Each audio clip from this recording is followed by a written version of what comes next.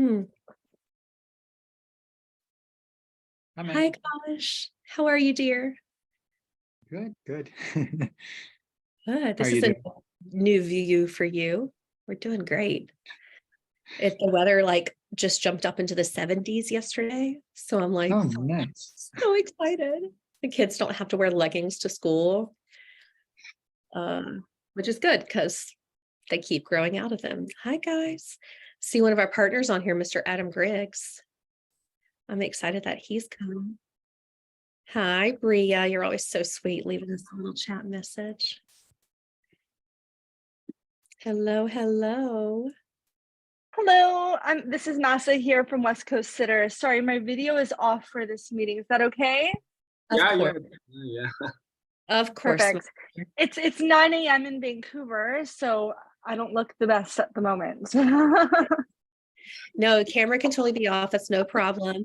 We'll talk about this as we get further along, but when it's Q&A time, really anytime you have a question, you can put it in the chat box or just kind of speak up.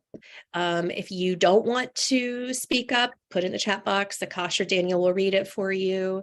But I love seeing all the beautiful faces of the women and men in our industry. A couple of guys. Thanks, Akash and Daniel and Adam. You're representing your entire male species. Most of us are amazing women who love what we do. So you can totally keep your cameras off, no problem. Q&A time, would love to hear your voice. And if you're a small business owner like me, you're probably going to be emailing and working on something else while you're listening, and that's fine. This will be recorded. Oh, we have someone from Spain. I love that. Mallorca.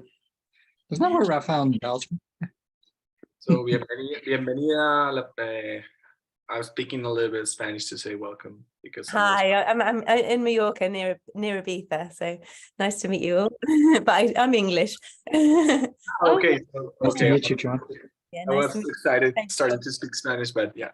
Puedo hablar español también, pero es fácil para todos en inglés. So bienvenida then. Gracias. We have a friend from Pennsylvania. What is your name, dear? Temp for Tots. That's so cute. What's your name? Oh, you're on mute. It happens in these things. Yes, hi. Thank you so much. It's nice to be here. My name is Charmaine Moore, and yes, I am from Pittsburgh, Pennsylvania.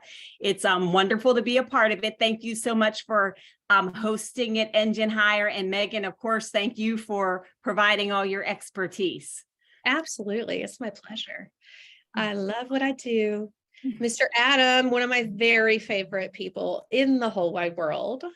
If you guys don't know Adam Griggs from JA Knapp, he is the insurance guru, but recently discovered a special skill he has. Y'all, don't ask me how I've known this man. Adam, how long have we known each other? Like 8 years? I've known this man for 8 years and had no clue he's a financial coach. So I was like, say what? So I immediately hired him, and he's kind of amazing. So I'm all about getting the finances in order, right? Figuring out how to maximize our earning potential and saving up for when we maybe retire. Rachel from Homework Solutions, we love you guys. All right, Daniel, I'll let you lead as far as how long we No, if you want, we can start. Like I'm gonna still let some people in, but yeah, if you want, go ahead and we can start now. Okay, that'd be great. All right. Well, thanks for joining us. We're so excited that you are here. If you have not attended one of my webinars or trainings before, please know I'm a very interactive teacher. So I want you to ask questions. Okay. If that means you raise your hand and the gentleman at Engine Hire tell me, you can speak, or if you want to put it in the chat box, the gentleman at Engine Hire will read it out. But I don't want you to have to wait until the end. So this webinar is going to be slightly different than our first one. If you haven't seen our first webinar, Engine Hire and MMC have recorded it, so we can get that over to you. But we talked about tips for corporate care. And this one, what I really want to focus on is mindset, developing the right mindset to be successful in corporate care. So I'm going to teach just a little bit. And then what we're going to do is we're going to do a little activity together where we are going to kind of work through some fake companies and how we would best serve their needs. So my goal at the end of this webinar is you have a better idea on what you need to know and do to launch corporate care and to be successful in it. Sound like a good plan? And then we're going to work it out together and it's going to be tons of fun. All right, so let's get going. So the first thing that I want to let you know is what we're going to be talking about today. We're going to be talking about shifting our mindset, why you should offer corporate care. I'm going to have a couple of tips. Tip 1, help the company understand the problem. Tip 2, our 4 pricing models. Tip 3, be patient, which I probably have the hardest time with. Then we're going to do our fun little workshop. And then tip 4, continue to sell the benefit to the employees. So let's get in it. So I think we can all agree that you are the expert with helping families, right? You know what it takes to find out what a family truly needs. You know what qualities to look for in a candidate that can meet their needs, and you put the two together beautifully. And I hope that that side of your business is doing really well. But as we've also seen, the market is constantly shifting. And the idea of corporate care is going to allow you to have a little more stable income, because I love stability when it comes to my income. So the first thing I want to teach you is, why is corporate care different and how should we be looking at it differently? So I need you to shift your mindset here. With traditional placements, when we work with families have done their research and have chosen to work with you. They may have interviewed other agencies. They may have gone to your website, looked up your Google reviews. However, with corporate care, the company has chosen you and you're offering this service as a benefit to their employees. Okay. So right away, there's a big difference because the end user, which is the families, didn't say, okay, I'm choosing Tip for Tots to meet my needs. It's that their employer did, okay? Your registration process and your family needs assessment starts to build trust right away with your families, right? That's why you meet them on Zoom. You have them over the phone. Some of you are still going into client homes, right? Because you know the importance of the relationship. Yet, with corporate care, we don't have a relationship with the family. We have yet to create any sort of trust with the end user. Okay, back to traditional placements, families have a very specific need that they want filled. But with corporate care, sometimes the company doesn't even understand that need. So right off the bat, you have to recognize that the way you do business has to change slightly. And your mindset around this has to change slightly to be successful. So I'm going to give you an analogy.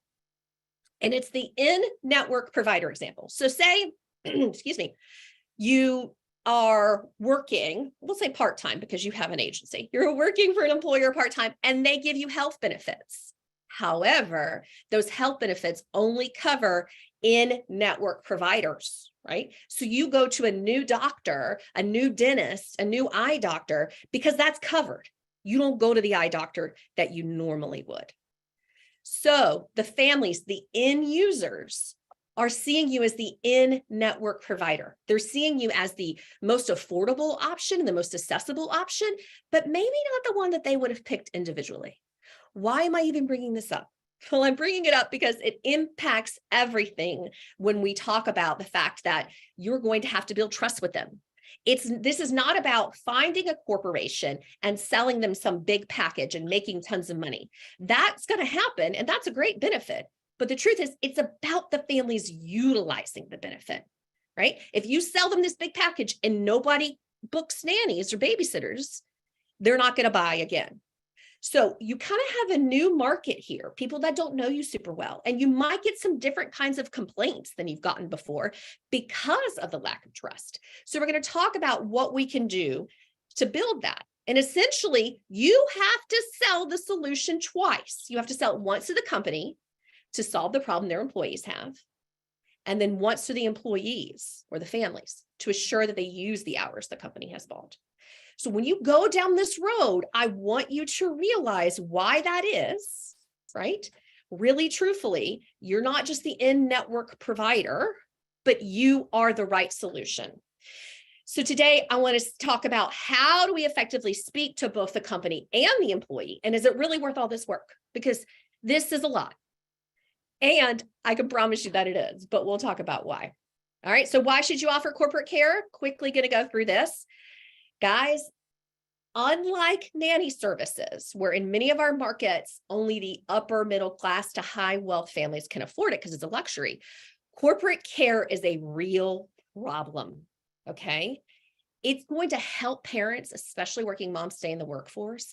And guys, check this out.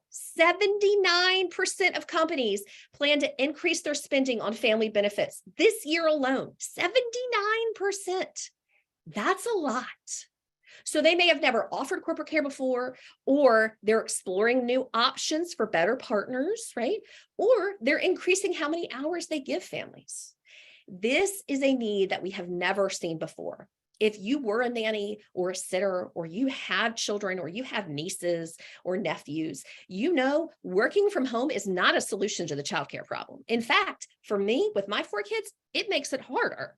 I still come to the office because otherwise they'll find me and they will make my life crazy. So I say this to say, pre-COVID, post-COVID, wherever COVID falls in place, this need will always exist. And it's an incredible one that makes a really big impact. Okay. So a couple of other things for those of you that maybe still aren't sold. 73% of employees work and care for a child or a parent. That's a big piece of the pie. 1 in 4 parents report being fired for work interruptions due to childcare. That breaks my heart. The rate of working parents quitting has doubled since 2018. Seriously. And it's costing our country alone, America alone, there are other countries, of course, but America alone, it's costing $122 billion in lost wages, productivity, and tax revenue just for last year. So if I given you enough facts to show you, it's a need, guys. It's a need. It's a need. You need to be doing it, okay? And I don't mean just through the big 4. You can do it on your own, and we're going to talk about how. First thing is you're going to help the company understand the problem. Our last webinar, we talked about this in depth, and we talked about how oftentimes the person who is saying yes to the benefit may not really understand at all what they're buying. They may not have children. They may have never been a babysitter. They may not face the things that their employees face. So MMC sent out a questionnaire. I'm going to share that with you because we're going to need to refer to it. We sent out this questionnaire. If you did not get this, you can still download it on our website. And it had 12 strategic questions that you can ask companies, right? And the purpose of this was, 1, to help them identify what their employees really need, and 2, to also help them see this is a problem, okay? So I want to go over a couple of these questions. I would love if someone else could read. So if someone who is willing to read a couple of them for me would be great. If someone can read number 1 for some of the questions that you may choose to ask companies to help them recognize the problem. Could someone read this for me? I'll read it. Thank you. Sure. What are some of the patterns of excuses, stresses, and problems your employees share when they are struggling to procure childcare? If you've shared this potential option for them, have they expressed any fears about using it? Okay. So here we're trying to understand, does the employer really understand the pain point, right? Do they really understand what their employees are going through? And part of our role here is to guide them in ensuring they have all the facts they need and can make an informed decision about what's best. Okay. So do you see how we kind of worded it a specific way other than, do your employees miss work because they don't have childcare? We didn't just ask that. We asked something a little more deep that made them think, right? That made them want, if they didn't know the answer, to go and talk to an employee and ask them this question. And so that is how this guide is designed. Somebody read number 2. I can.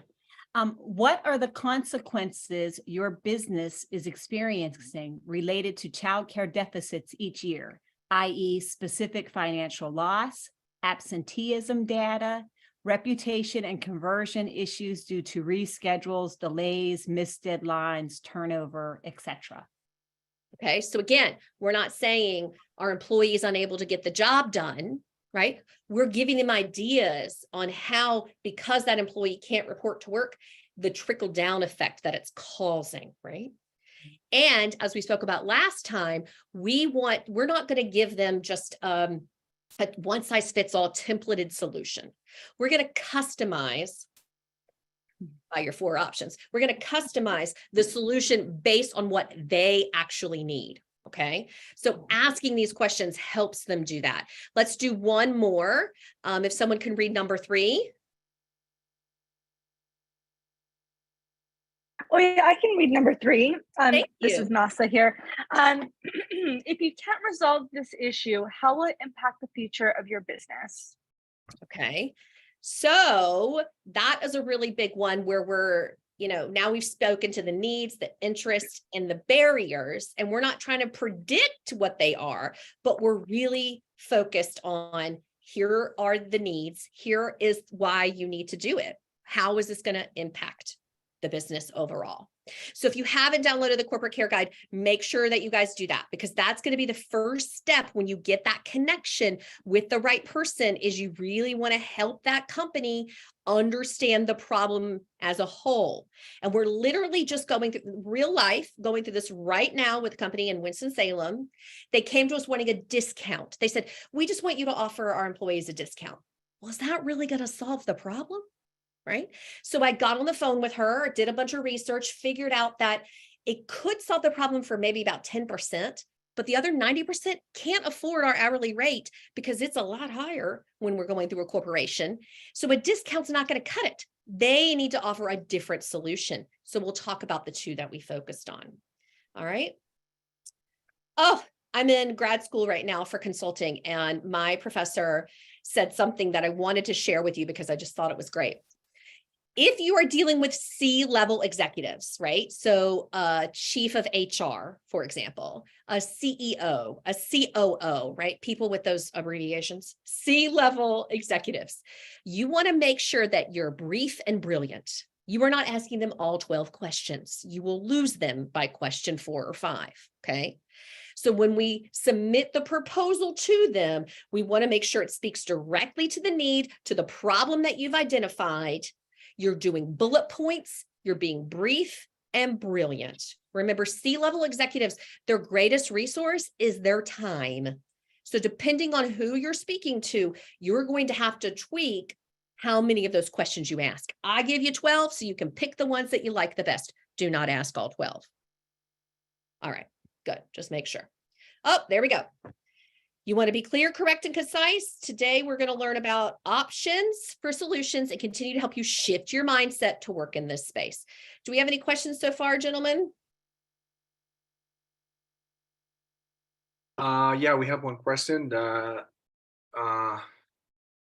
Where can they download the corporate care guide, the one that you just showed in your website?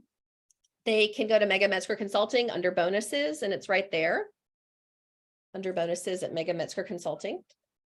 Yep, and it's totally free. They just got to sign up, and there it comes.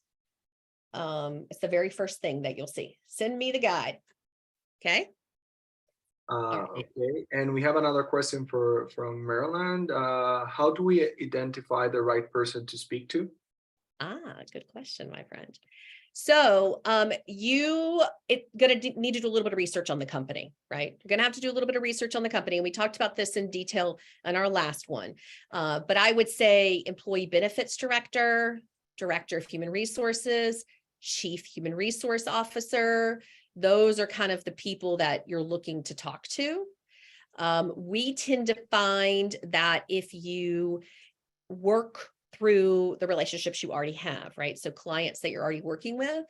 And there is a script that I shared last time that I can share again with you guys of what we ask for. But basically we tell them, here's the problem we're trying to solve. Can you connect me to the right person at your organization? And when I send out this email, not everybody responds. I'll be honest and tell you that.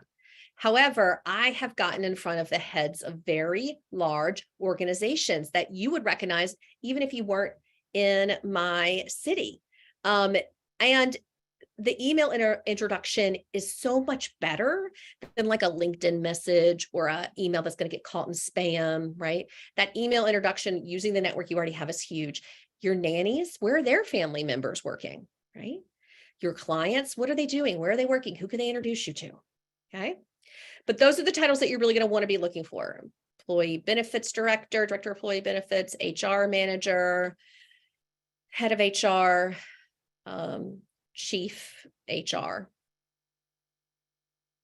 All right. Anyone else? We good to move on? All right. So again, when we get that connection, what's the problem the employees have around childcare? Ask those right questions, figure out the specific needs, and create a solution that's easy for them. Someone read this last bullet point. It is that important that you guys understand so that you can have continued success in this. Someone read that last bullet point for me. I read it. Thank you. So,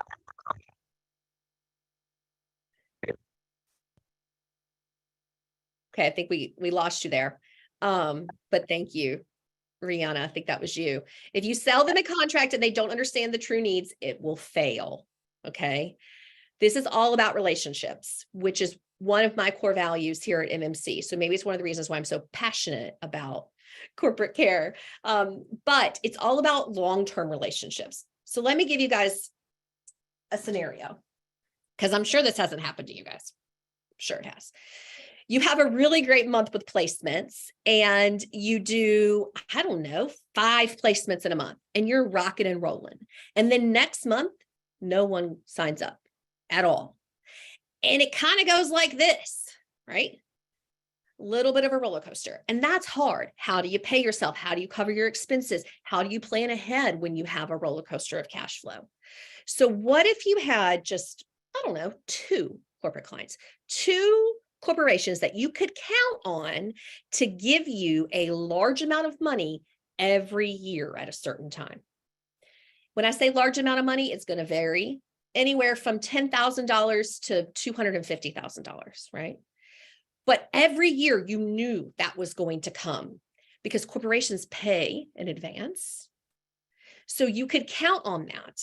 And suddenly now you're able to do your budget a little more predictably. You're able to take your draws or your salary a little bit more predictably. And you know what you're able to hire for a little bit more predictably. So that is one of the biggest advantages of doing corporate care, ladies and gentlemen, is that you're going to have that predictable cash flow for once, but it has to make sense and it has to meet the need. Here's that visual exploration we talked about. Here's some more reasons why you should do this. Okay. I think this is my last slide. I think I hopefully haven't drummed it too hard, but I'm a little excited about it if you can't tell. So the solution should speak to the needs and problems of the employer, but also the employee, right? So we're reducing absenteeism and turnover, decreasing turnover, increasing employee retention and morale. Are we reducing costs or building trust?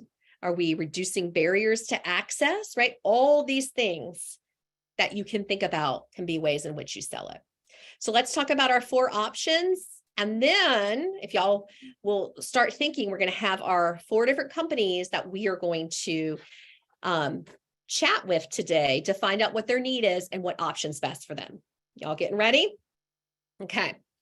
So here are 2 options, and I will be candid with you and say, these are the 2 I don't love, but they're options. Okay. Option 1 is access only. That means a corporation pays upfront annual amount to give employees access, AKA your registration fee. Okay. The family then will book the agency directly and pay for all the hours they use. So option one is okay if the corporation doesn't want to invest a ton of money, if they just want to test it and see how it works. But model number one is going to be hard if the employees are making average salaries, because they're not going to necessarily be able to afford the hourly. So then they're not going to use it, right? Option two would be a culmination of, yes, you have access, plus you're offering a discounted rate via a membership. Many of you have this membership model where you might charge $50 an hour normally, but if you're a member, you pay $38. So that's the same idea here, is a discounted rate. So if I had a corporation that just wanted access, that just wanted to give their people registration for free, I would give them that option one, but I would also give them option two. And I would explain to them why, right? You want to ensure that they're going to actually use it. The benefit is no good if it goes unused. So by offering discounted rates, you can then hopefully get more utilization. All right, here are the two that we get real excited about. The 50-50 model. The corporation pays upfront an annual amount to give employees access, and upfront 50%. Upfront 50%. So what that would look like is you would say you are buying registration fee for 50 employees and 1,000 hours to be distributed to those 50 employees as you see fit. Don't worry, Engine Hire can track it all for you. And then when the family needs it, they would book and pay the other 50%. So if you charge $50 an hour, the corporation's paying 25, the family's paying 25. Again, lowering the barrier to entry for the family so that they'll use it. Here's our favorite. Are y'all ready? The bank. This is where the company pays the upfront access. Notice every single one of these, they're paying me registration fees. Every single one of these. If you don't have a registration fee, you need one now. The corporation is paying for the bank, either monthly or annually, to share with employees as they see fit. Any unused hours will be donated to a charity, and additional hours can be purchased as needed. The agency will handle everything for ease of use for the family, and we can even consider giving them a discount, just a little one, because we're going to inflate the rate anyway. Okay, y'all got the four? What are the four? Somebody tell me, because we need it for our workshop.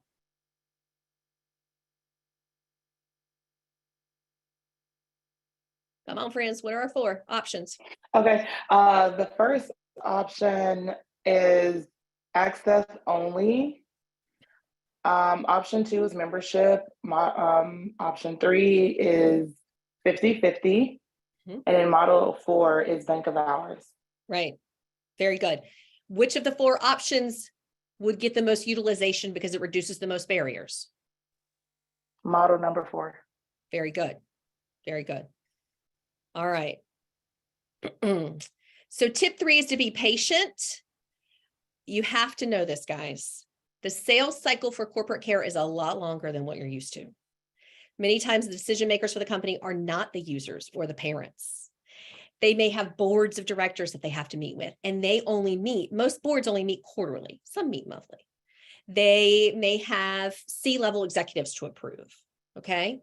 So be patient. You're not going to sell this tomorrow. It could happen. I hope it happens, but just know it's normal, okay? All right, let's do our workshop. Here we go. So we got three companies. Let's start with ABC. ABC has one location in your target market, which means you already have a presence there, which means you already have nannies. They have 100 employees, and they believe in work-life balance and helping their employees, okay? So what do we do? What's the first thing we do, guys? Come on. Research. Good. Research. Very good. And we're researching to find out what? Pay level. Pay level. Okay. Why is that important?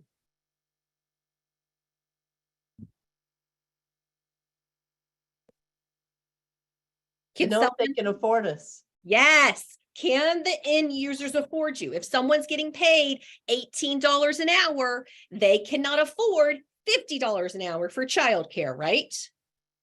Okay, good. So we've done our research. We know who we're talking to because we found them on LinkedIn. We know they're the right person to make the decision, right? So what are we going to use to ask them the right questions?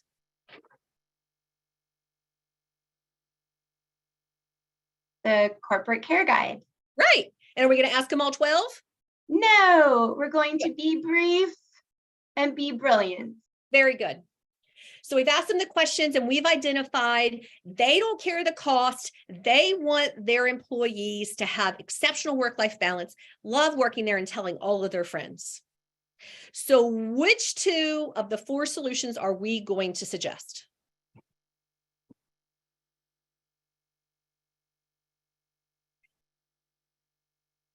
I think we're trying to give other people the opportunity, but 3 and 4. 3 Attempt for and Tots. 4. Yes. 50-50 and the bank. Very good, guys. You got this. Let's do it 2 more times and then we'll have some time for questions. Okay.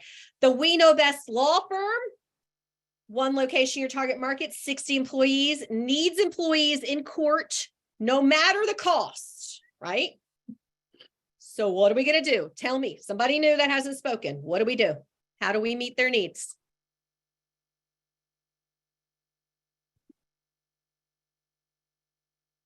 I'm gonna call on y'all. You know I will too.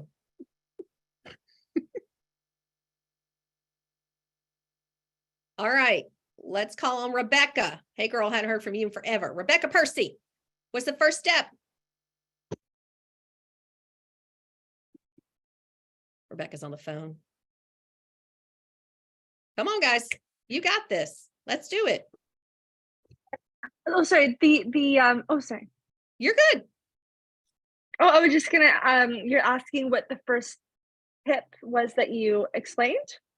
What's the first Yeah. step you take when the We Know Best law firm calls and says, no matter what, we need our lawyers in the courtroom? What are we going to do?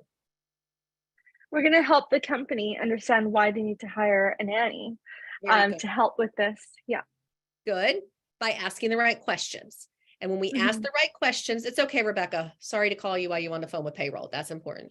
We ask the right questions and we identify that the time money, that will be saved because the lawyer's charging $400 an hour. What is the option that we recommend to them?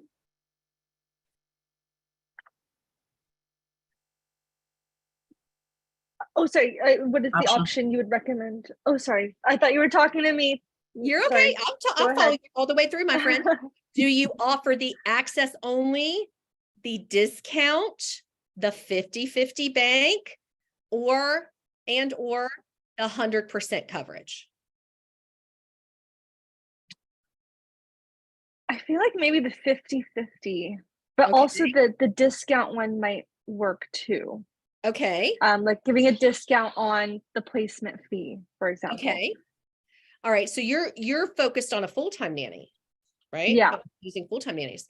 So guys, that's just another advantage of why you need to be doing corporate care. Because if you already built trust with this corporation and its employees, when they do have a young child, someone that's not in school, or they need a full-time nanny, they're going to think of you guys first. So you could offer an exclusive deal, shall we call it? I don't love discounts, but exclusive deal for their employees for full-time placements. Okay.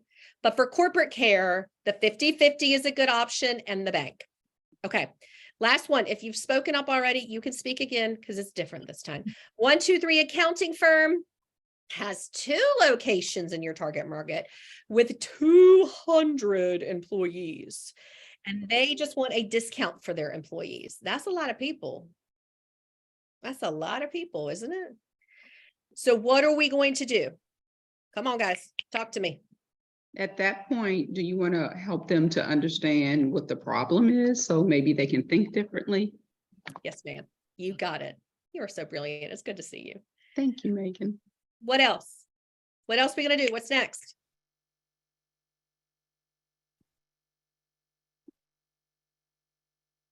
Come on. So have they already called us or are we calling them? They're calling you. Okay.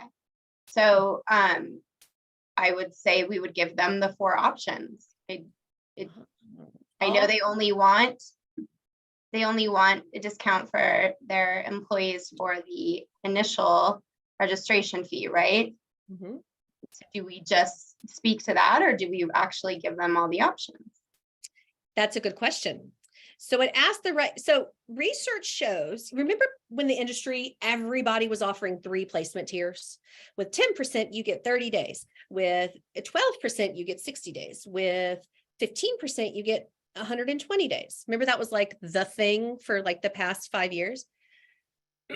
Well, research has recently shown that when presented with 3 or more options, the buyer doesn't make a decision. It's overwhelming.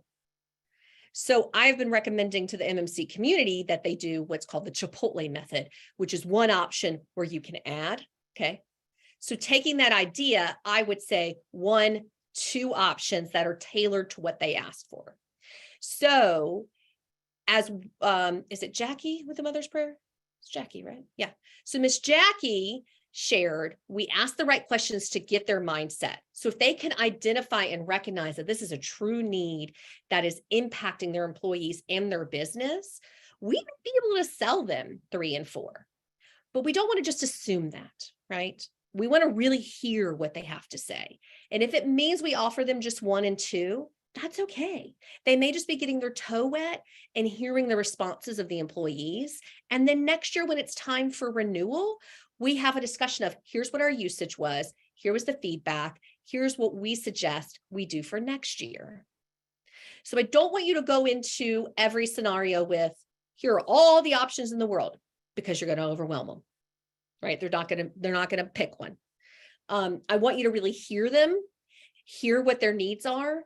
Sometimes they'll tell you, here's our budget, what can you do?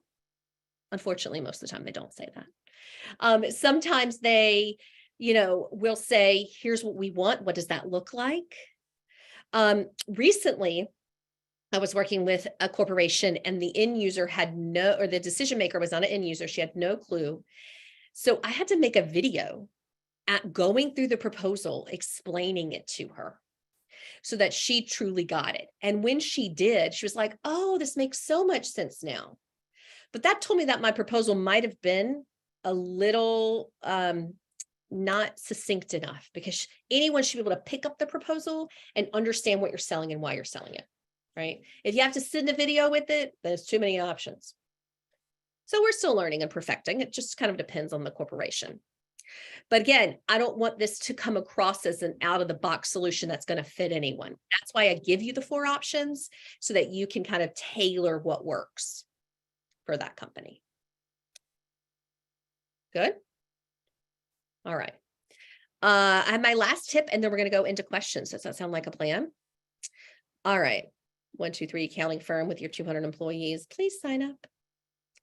All right. Tip 4 is to continue to sell the benefit to the employees. So when they sign, whether it's option 1, option 2, option 3, option 4, here's the thing, guys, you don't lose money on any of these options. Why don't I lose money? Well, option 1 is just paying your registration fee for you. We all know that that is just money in the bank.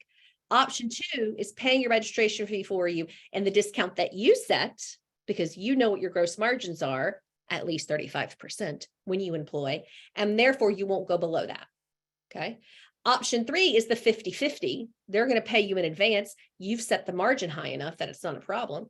And option 4, the same thing. So we're not losing money by selling any of these options. So no matter what option we sell, we want them to use the service. So we need to sell to the employees. Okay. You can give the C-suite gift cards to give away around the holidays, right?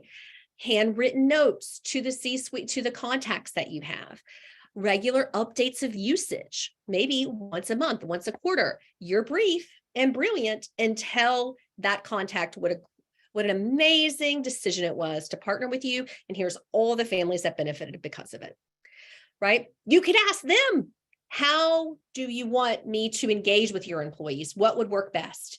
You could be present on site, have a little lunch and learn. I don't mean you go out and buy expensive food, guys, but you can buy snacks. You can buy Subway sandwiches. Who cares? It's free food, right? And start creating that relationship with the employees. You can have a referral program or that special, hate the word, discount offer to help them utilize your service in other ways, like the full-time placements. Okay. So again, I'm putting a lot here, but I want you to get the full picture. Once we have told them the options that we think are best for them agreeing and buying isn't the end. We're still there making sure they use it. And I will be honest and say that is one of the biggest differences between you guys doing this and one of the big four doing it. The big four do not care. When I say big four, I mean the 4 organizations that are killing corporate care right now, right? Horizonscare.com, Corporate Care Solutions, and Life Care. That's the big 4. They don't care if people use it. They get their money up front, they move on with their life. But I know you guys care. That's why you're here. That's why you started your business, because you care. You care about the families, you care about the caregivers.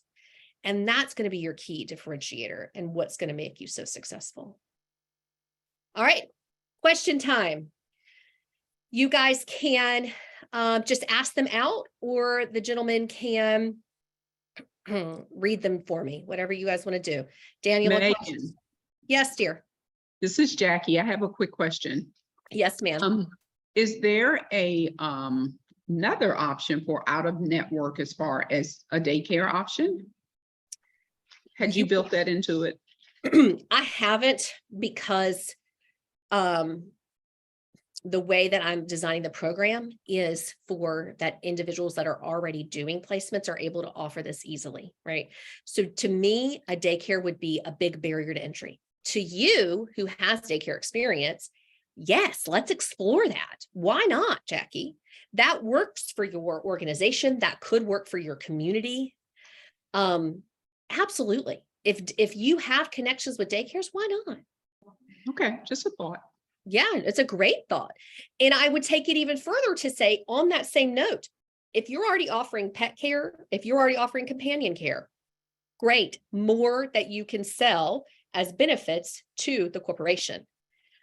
But I want to take you from what you're doing now and just shift the mindset and say, it's really similar in the way we deliver it. It's just how we're selling it that's different. And don't let the word sell scare you.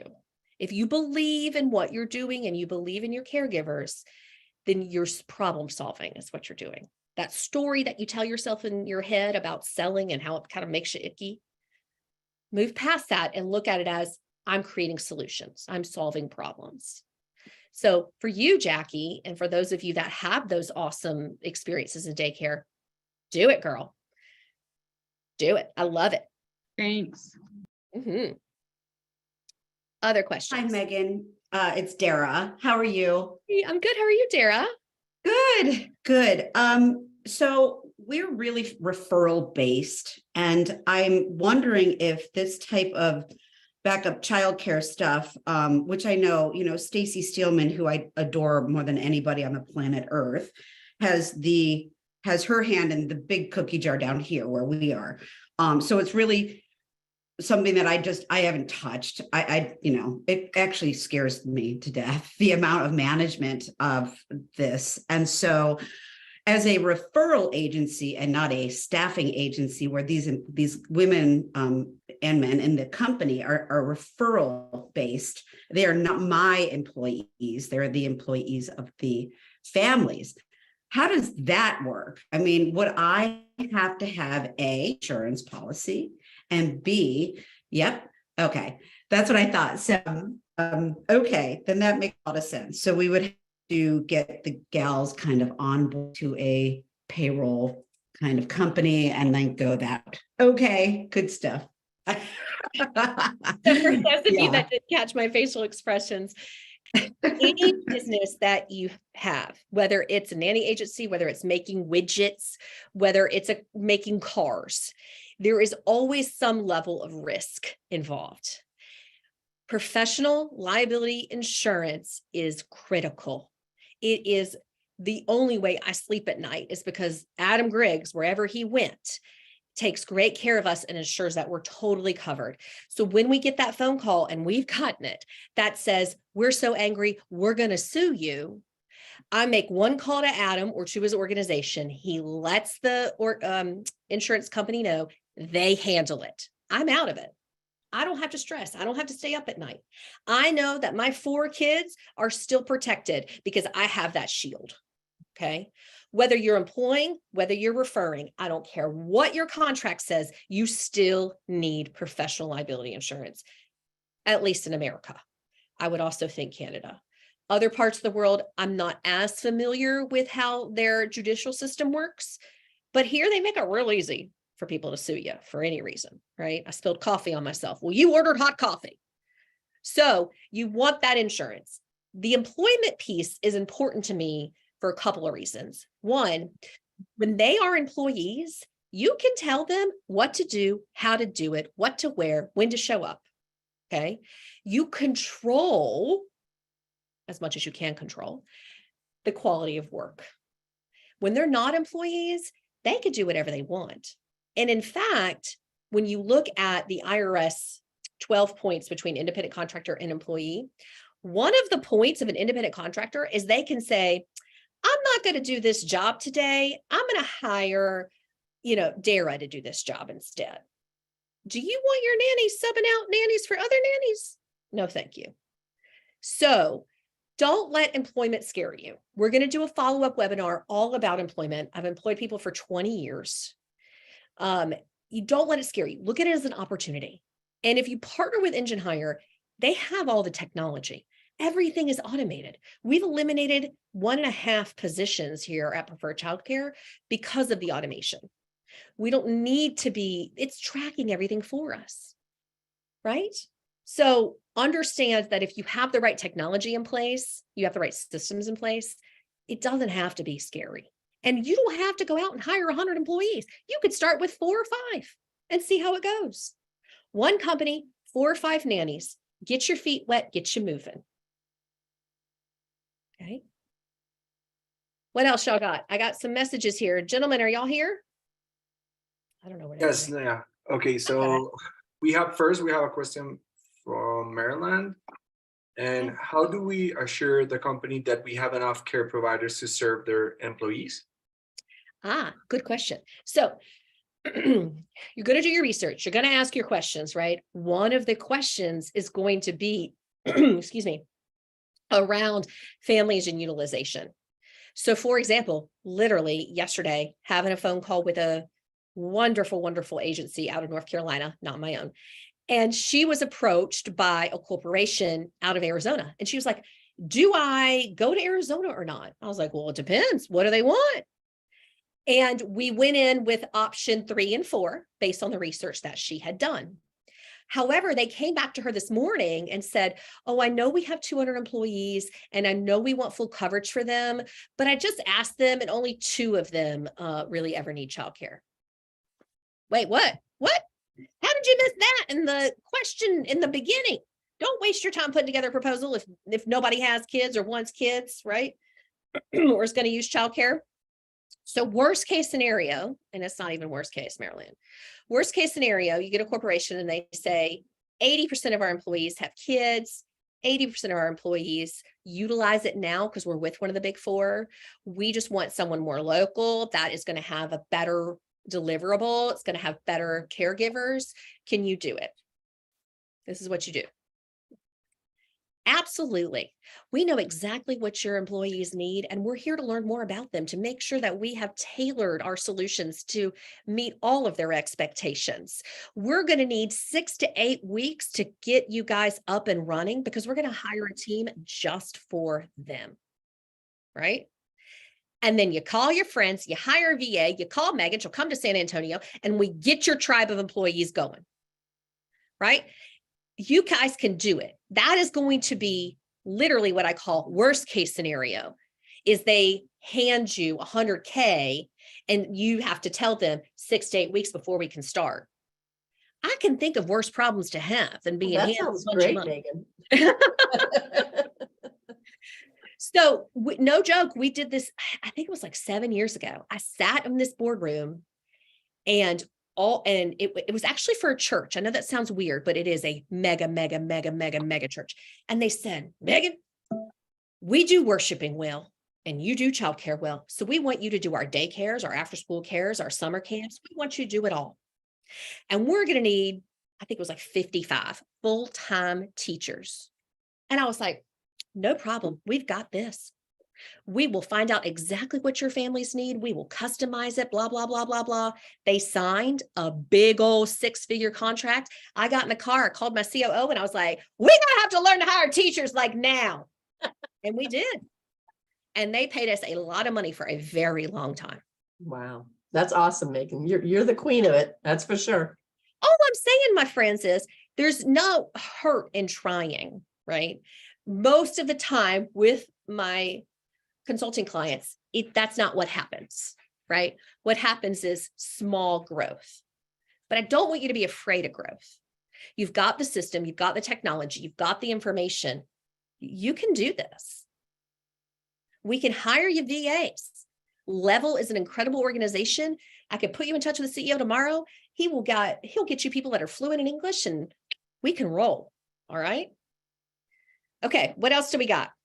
Okay, we have another question from James, Manny, and me. Okay, outside school holidays, why would a family typically need this type of ad hoc childcare? I imagine many families will either have a nanny or the child in school or nursery.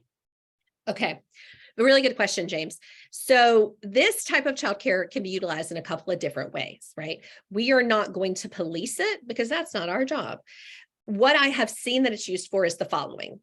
School is out a lot. There are holidays, there are teacher work days, there are somebody in the class tested positive for COVID, so now everybody's out for a week, right? There are summer breaks, there are spring breaks, there are fall breaks, right? You have sick care, you have the primary caregiver, which could be their nanny or could be a family member is out of town or sick, right? Backup childcare, or corporate care as we call it, is just that. It's typically brought into place in backup care situations. So this is not this family is going to use you Monday through Friday for 52 weeks. That typically doesn't happen. We will get a Monday through Friday for 2 weeks because dad's traveling and mom needs an extra pair of hands. So it really varies on why they use you. Again, we're not policing it. So if they use it for a date night, that's up to the company to determine if that's a yes or a no. That's not our job, right? But typically what we find is they're out of school, they're sick, daycare is closed for X, family members traveling, right? So it's exactly that. And last time we had a question about the sick piece, sick care, 10% utilization. It's very small. We are not going to be exposing our caregivers to a whole bunch of airborne illnesses. That's what we have found, at least. We just need help. And you never know the family's makeup, especially if it's a really awesome company that's offering this benefit. You know, the parents may have moved to a new city or state to work there. I don't have the community of caregivers I have here are all ones I have built. I don't have grandparents or sisters or someone that can help me. So, and even in that, like with going to grad school, for example, I'm here till 8:30 tonight. I'm utilizing the network of providers I have. So families have varied needs. All we know for sure is at some point, they're going to need backup care. What else we got?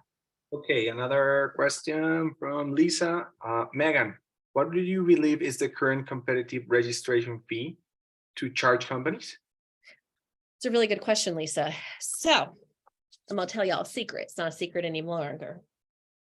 I had this incredible client who decided to go incognito and pretend to be a company and contact the Big Four. Y'all, I'm not kidding. She literally did this last month and she got me specific pricing, their pitches. It is pitiful. One of the Big Four sent over a Word document as their proposal. And no joke, Miss Lisa, they suggest for her organization of 75 employees that she buys 10 backup care days, 10. And it would cost her $10,000.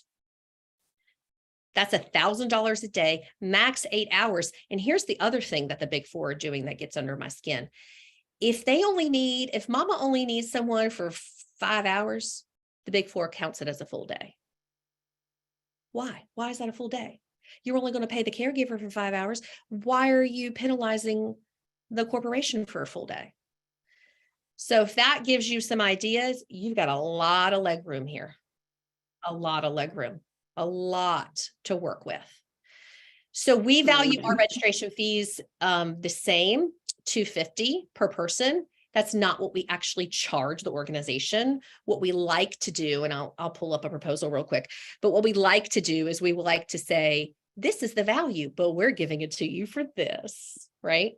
Because we're so nice. And ultimately, at the end of the day, we really just want to solve the problem.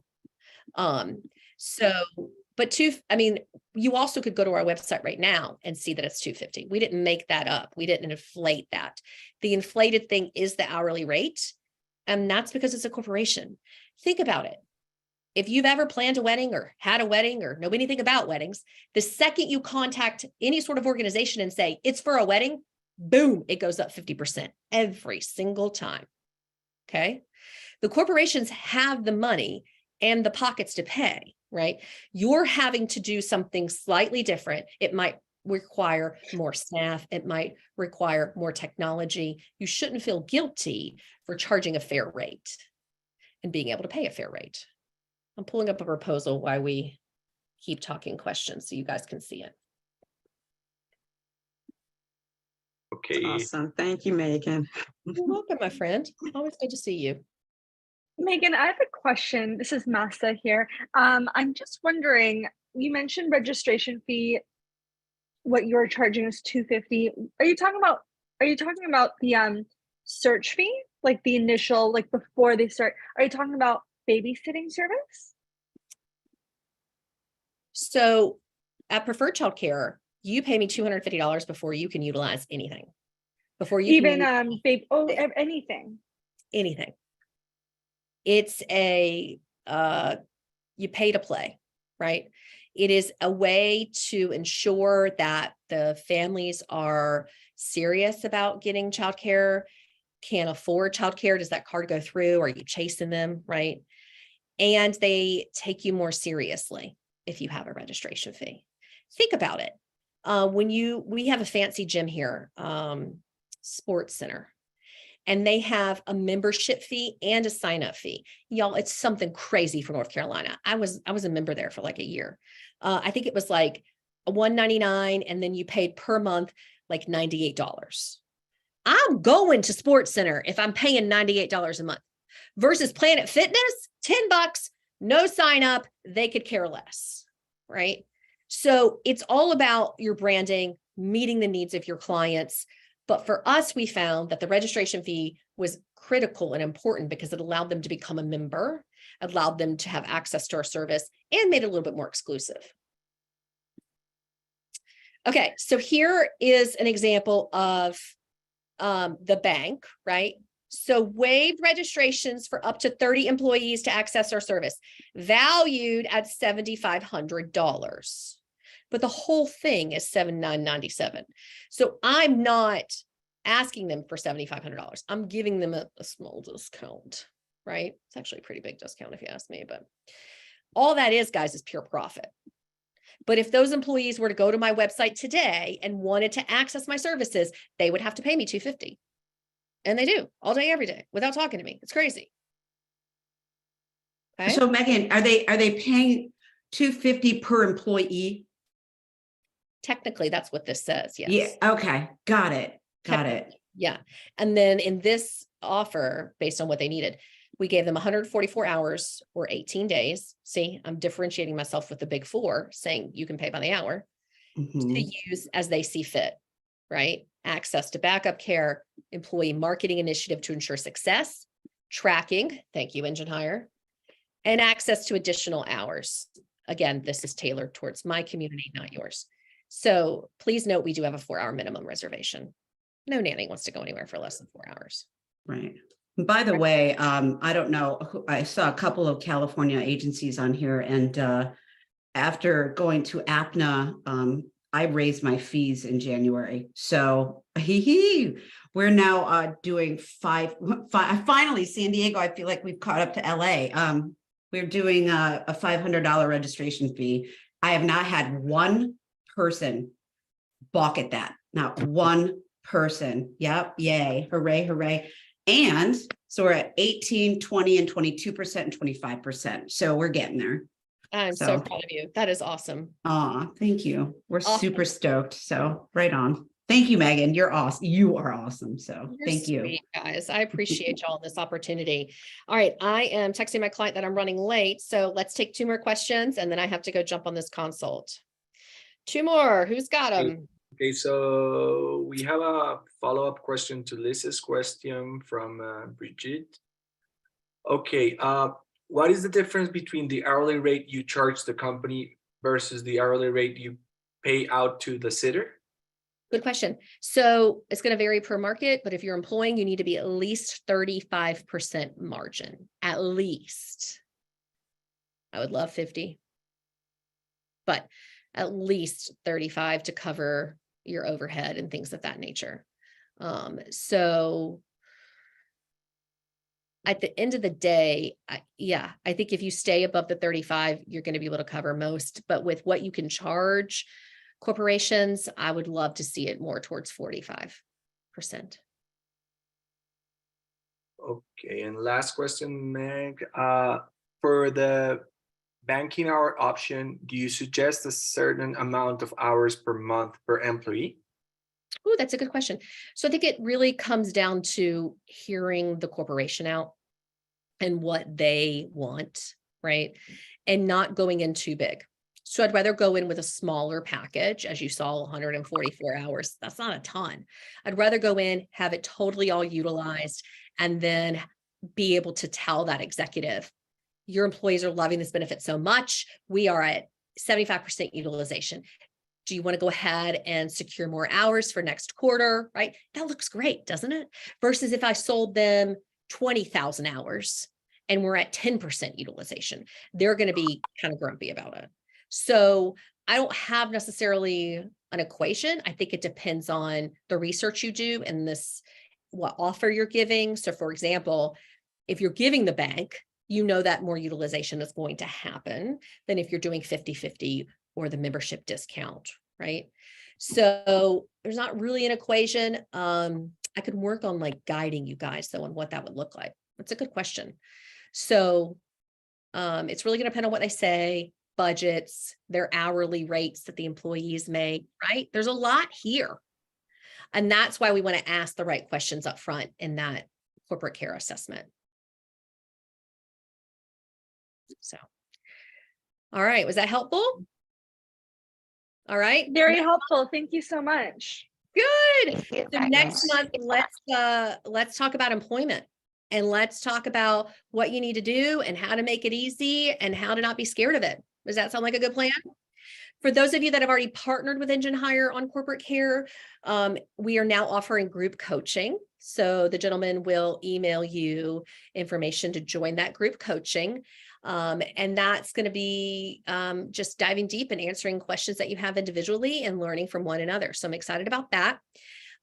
So next time you'll see me will be either for group coaching if you've already partnered with us, or it'll be for our next webinar to talk about employment. And I'm really excited because Akash and I have been working on some really great strategic alliances, such as that of Homework Solutions and Adam Griggs, who are both here today. Thank you. And they are going to be offering you, really easy ways to become an employer. So I'm really proud of you guys. Thank you for your time. Thank you for what you do for your community. And I'm really looking forward to seeing you guys next month.